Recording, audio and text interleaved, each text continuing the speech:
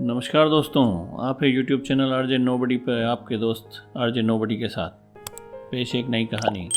Kitchen से निकलकर Kavya living room में आई और चेहरे का पसीना पहुँचते हुए सोफे पर बैठ गई। बहुत थक गई थी। अभी अभी पंडित जी और कुछ रिश्तेदार खाना खाकर गए थे। आज उसके ससुर जी का श्राद्ध था।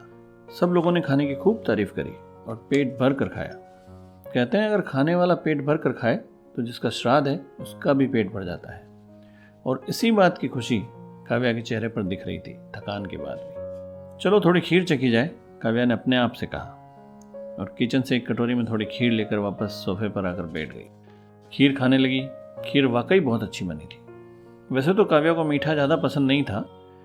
पति और बच्चे भी मीठा कम ही खाते थे तो मीठा कम ही बना करता था। पर हाँ, घर में एक आदमी को खीर बहुत पसंद थी।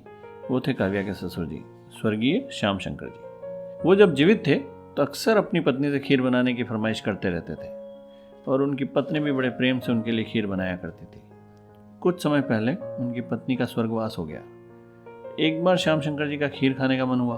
अपनी बहू से बोले, बहू खीर बना दो, आज बहुत जी कर रहा है खाने का। पता नहीं बहू का मूड ठीक नहीं था उस दिन या कुछ और बात थी, वो बरस पड़ी। पिताजी, आपको पता है ना घर में खीर आपके अलावा और कोई नहीं खाता और आपके अकेले के लिए खीर नहीं बनाने वाली मैं। मुझे और भी बहुत काम है। बुढ़ापे में इतना चटोरापन अच्छा नहीं है। श्याम शंकर जी ने कभी सोचा नहीं था कि बहू कभी उनको इस तरह का जवाब भी देगी। बहुत दुखी हुए।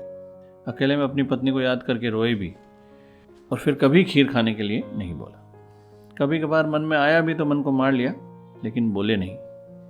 थोड़े समय पहले उनका भी स्वर्गवास हो गया। आज उनका ही पहला श्राद्ध था।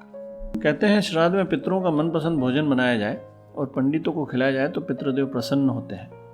यही सोचकर काव्या ने भी खीर बनाई थी। खीर खाते खाते काव्या अपने आप से ही बोली, चलो आज पिताजी की आत्मा को तृप्ति मिल गई होगी मनपसंद खीर खाकर। तभी उसके कानों में एक आवाज़ आई, बहू थोड़ी खीर और खिला दे, आज बहुत जी कर रहा है खाने का। काव्या ने चौंक कर इधर उधर देखा। कुछ समझ नहीं आया। हाँ, आवाज़ ससुर जी की थी, वो पहचान गई थी, लेकिन और कुछ समझ नहीं आया। आवाज़ एक बार फिर आई, अब बार बार आने लगी। एक क्षण में काव्या पूरी तरह से पसीने में भीग गई। उसी डर के साथ उसे अपना व्यवहार याद आया जो उसने कभी अपने पिताजी के साथ किया था।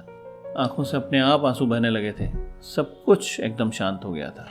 इसीलिए कहते हैं जो सम्मान बुजुर्गों को श्राद्ध में दिया जाता है वो रोज़ दीजिए, क्योंकि जो खुशी उनकी मुस्कान देगी वो कुछ और नहीं।